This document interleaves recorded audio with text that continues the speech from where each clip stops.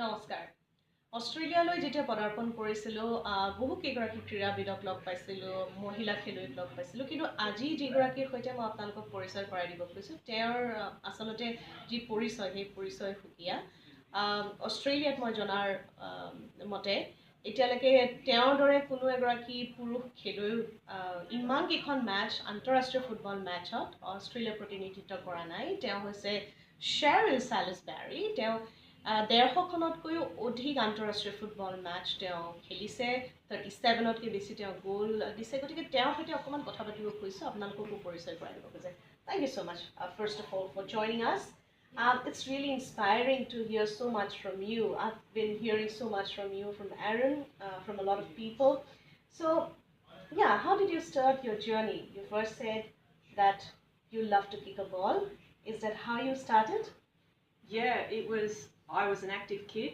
when I was younger, so it was just about mum and dad trying to get me into a sport that expelled all my energy. And soccer was something that wasn't too rough like rugby league because the girls' sports like netball wasn't enough running and competitiveness for me. So I started in soccer. It wasn't a sport that I probably chose for myself. It was the right one that fitted the circumstances. And from the day that I started, I constantly loved it and it overtook every other sport that I ever wanted to do. How different were you from the male footballers in your country?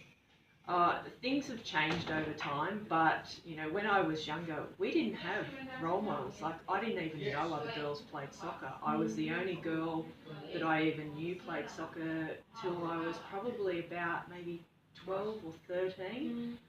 And I got asked to play in a girls' rep team. But at that age, at 12 and 13, I just wanted to play with the boys. So when I first did go and play representative women's soccer, I played in an under-19 competition at 13. But the competition was not very good. Like, as a representative competition, I was much happier and it was more competitive playing with 13-year-old boys. So for a long time, I just kept playing with the boys because it wasn't, for me, it wasn't about representing my Newcastle or the state or the country. It was more about I just like kicking a ball and having fun and playing with my friends, which just happened to be boys.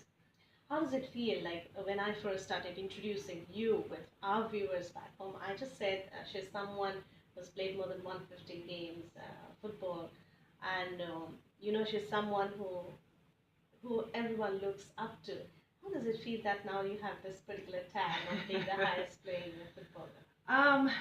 It's hard to accept because that whole time I was still just that 7-year-old kid that loved playing soccer. I loved kicking a ball. I was no different to anyone else. I just loved what I did.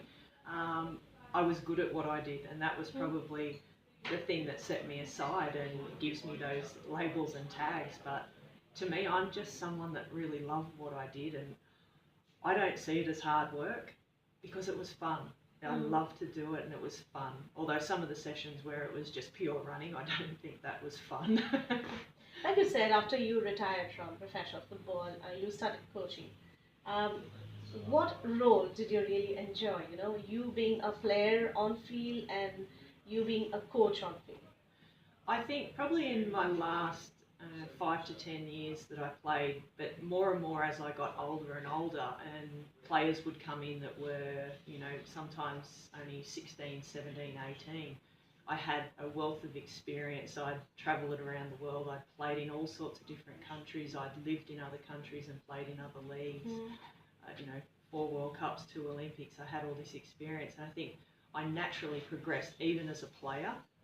I was coaching as well. The team coach obviously set the standards and the rules and the plays, but I was coaching people.